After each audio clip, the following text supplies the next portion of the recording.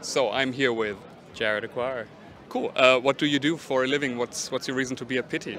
I'm actually a cobbler at the moment, but I've been in menswear for the past 10 years as a brand consultant, a menswear advisor and stylist.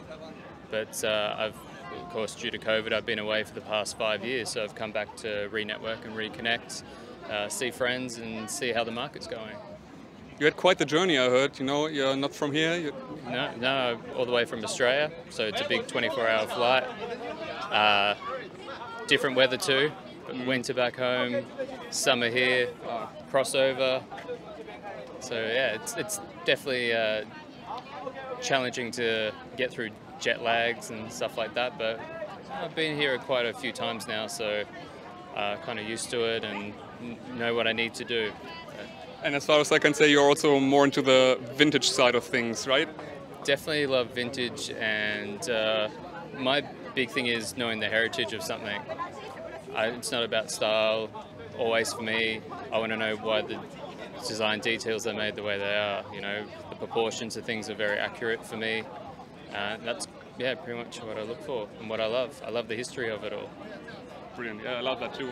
Yeah. Can you walk us through your outfit, like piece by piece? What are you wearing? Who are you wearing? So this is a company from the UK called Lane 45, owned by a guy, I think he's from Pakistan maybe, or around that area. But his whole family has a huge heritage of tailoring, but they don't use mechanical or electric machines. They use all hand-powered machines. Okay. And he goes around and he finds dead stock fabrics, which this is a dead stock linen. And he kind of procures his own versions of different, I guess, different designs from the 20s, 30s and everything like that. So this is his interpretation of like a late 1920s, early 1930s suit, three-piece. And it's got like a... Oh, that's a cool detail. Yeah. Club collar shirt, got from a Korean band called Boogie Holiday, which they started off with another company called Wild and Trash, and then they kind of mixed together with their different styles, and they have, I guess you could say it's not just strictly a vintage style, but they mix it in with new modern pieces and just making things a lot more wearable, I guess, for their culture and the demographic. The tie, maybe? This is actually a bow tie from a French brand, something Papillon. Sorry, Michael, I forget. I think it's the butterfly in French, right? Yeah. And I didn't want to wear a cravat with this suit because it's going to be too puffy, so this kind of bow tie tied onto its side, pushed down like a tie, seemed to be a nice fit. As I said, I didn't want to do too bulky with the linen, and just Alden loafers. Nice, comfortable, not going to give me blisters and sore feet while I'm walking through the heat. On my feet all day. The glasses and the hat, of course. The glasses are vintage. I do not know the brand. I literally found them in a vintage store back in Melbourne, and I was just looking for something that was not too dark and not too bright either. I have very sensitive eyes, so I'm always wearing sunglasses, but sometimes it can be a little bit too polarizing or too dark for me. So I just wanted something that was just nice and easy for me to wear.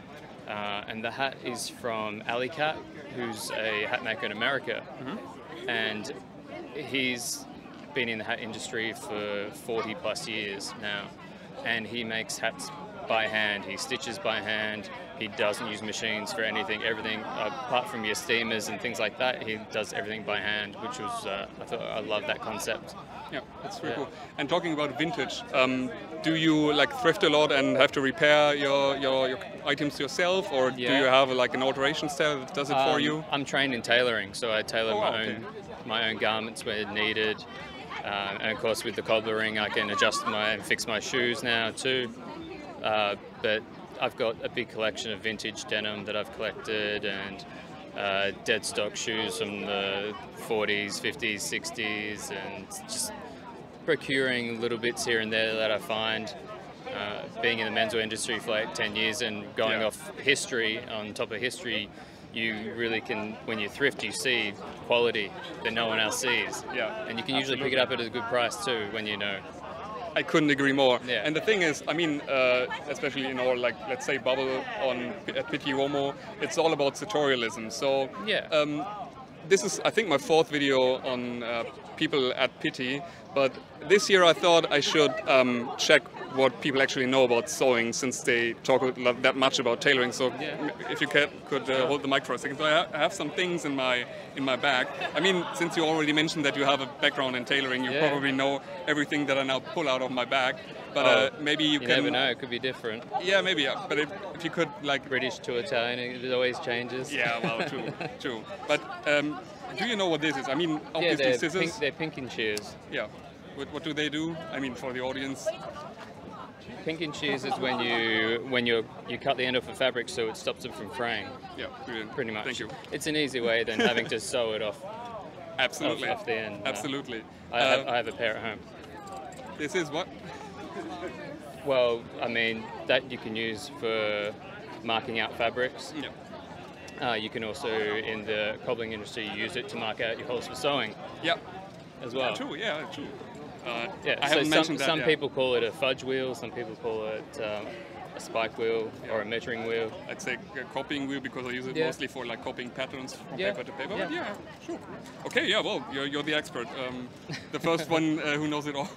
Actually, and this one is... That's sharpening the chalk. Yeah, cool. Yeah, that's basically it. So, or your nails if you want to get some sharp nails. Yeah, that's... I wouldn't try, but... No. Yeah, well, thank you so much. Thank you for your time. It was a real pleasure to meet you and to interview you. Have a great Pitti. Yeah, you too. Thank you. Pleasure. Thank you. That's it.